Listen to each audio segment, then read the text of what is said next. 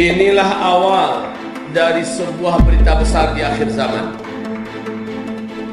Inilah awal bagi sebuah penaklukan besar di akhir zaman, bahwa Palestina dijajah. Ini kita sudah sama-sama tahu. Hitungannya pun sudah hitungan sekian puluh tahun.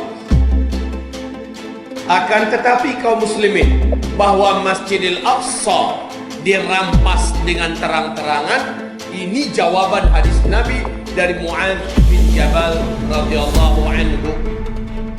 Rasulullah memulai pernyataannya bahwa Masjidil Aqsa akan dibebaskan nanti di akhir zaman.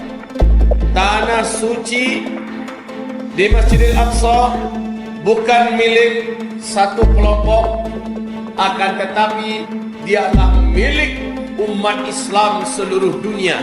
Ini adalah tanah wakaf milik umat Islam seluruh dunia. Satu jengkal saja tanah umat Islam ini dijajah. Satu jengkal saja tanah umat Islam ini dirampok, dirampas. Wajib hukumnya bagi umat Islam tempatan membebaskan tanah itu.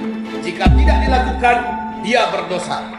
Apabila penduduk tempatan tidak mampu melakukannya, maka kewajiban melebar dan meluas. Wajib hukumnya bagi umat Islam di Indonesia dan di seluruh dunia memerdekakan Masjidil Aqsa dan tanah Islam yang terjajah di Palestina. Kewajiban ini melebar dan terus melebar, tidak berhenti sampai Masjidil Aqsa dibebaskan. Kata Rasulullah SAW, kalian nanti akan menyaksikan pembebasan Masjidil Aqsa. Yang pertama di tangan Umar bin Khattab, yang kedua di tangan Salahuddin Al-Ayyubi, dan yang ketiga insyaallah soon, very very soon. Sangat dekat sekali. Syaratnya harus Al-Aqsa yang dicaplok, harus Al-Aqsa yang dijajah. Kalau Palestina yang dijajah, belum bergerak kita semua. Tapi kalau Al-Aqsa yang dirampok, Al-Aqsa yang dirampas, yang marah bukan hanya orang-orang beriman sedunia. Yang marah bukan hanya orang Islam, kaum muslimin, muslimat sedunia, tapi kaum Kristian juga marah. Yahudi-Yahudi yang bukan komunitas Zionis juga akan marah. Dan ini akan menjadikan posisi Amerika serta Yahudi Zionis akan terkucil, semakin dibenci, dan ini adalah awal kehancuran mereka. Oh, setelah Al-Aqsa mereka jajah, kamu akan menaklukkan Al-Aqsa. Kamu akan menaklukkan Al-Aqsa. Sehingga Allah, semula saya berpikir, gimana caranya? Ini Rasulullah bersabda, kamu akan melakukan perjanjian damai dengan Rum nanti di akhir zaman. Rum yang dimaksud oleh para ulama ahli hadis adalah Amerika dan Eropa. Kamu akan melakukan perjanjian damai. Jika ada ungkapan perjanjian damai, maknanya ada perkelahian, ada perseteruan, ada perang, ada kegaduhan, konfrontasi antara umat Islam dengan Rum terlebih dahulu. Dan kaum muslimin, pengumuman ini menjadikan umat Islam satu bumi ini dipersatukan. Erdogan mengumumkan, Masjidil Aqsa adalah ambang batas kesabaran kami umat Islam. Jika Anda tidak menghentikan manuver-manuver Anda yang berkaitan dengan Al-Aqsa ini, kami akan melakukan sebuah gerakan yang akan Anda saksikan, yang kelak akan Anda sesali. Kaum muslimin yang kami muliakan, pernyataan Erdogan ini bukan pepesan kosong, sebab pernyataan ini bersambung betul dengan ayat Allah dalam Al-Quran Al-Isra, bahwa pada akhirnya Israel, pada akhirnya Yahudi, pada akhirnya bangsa kera dan babi ini akan kembali terusir hina dari Palestina di akhir zaman. Syaratnya apabila mereka menjajah Al-Aqsa. Palestina sekarang hanya punya hanya 22% saja lagi daripada wilayah yang masih dikuasai. 78% sudah dijajah secara total oleh bangsa kera dan babi.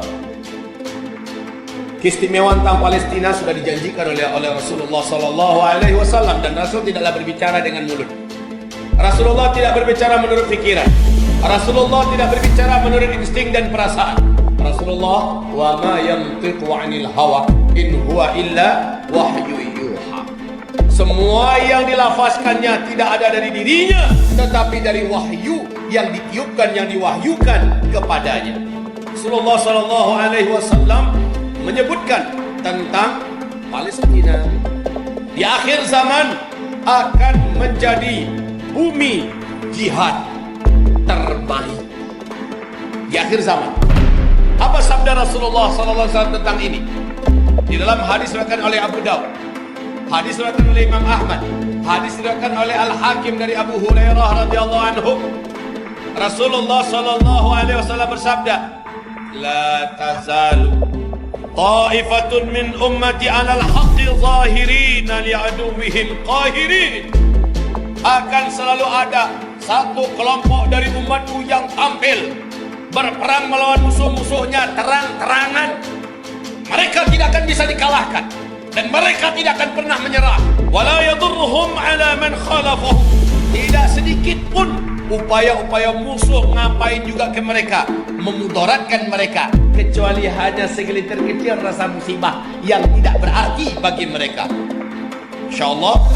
Kemudian hatta ya'tiyahum amrullah wa hum kadzalik, sampai keputusan Allah datang. Apa keputusan Allah? Allah akan menangkan. Apa keputusan Allah? Allah akan tegakkan khilafah pada masa itu insyaallah taala. Kemudian para sahabat bertanya, qalu ya Rasulullah, wahai Rasulullah, wahai Rasulullah, di manakah mereka? Rasulullah menjawab, di Baitul Maqdis. Mereka adalah di Baitul Maqdis. Kelompok yang tidak pernah menyerah, kelompok yang tidak pernah mundur, kelompok yang tidak pernah terkalahkan, kelompok yang tidak pernah berhenti dan akan selalu menghinakan musuh-musuhnya, akan selalu membuat kalah dan malu musuh-musuhnya, adanya di Baitul Maqdis. Rasulullah SAW bersabda bahwa sebaik-baik tempat berjihad di akhir zaman mereka adalah di Syam. Sebaik-baik tempat berjihad di akhir zaman adalah di Syam.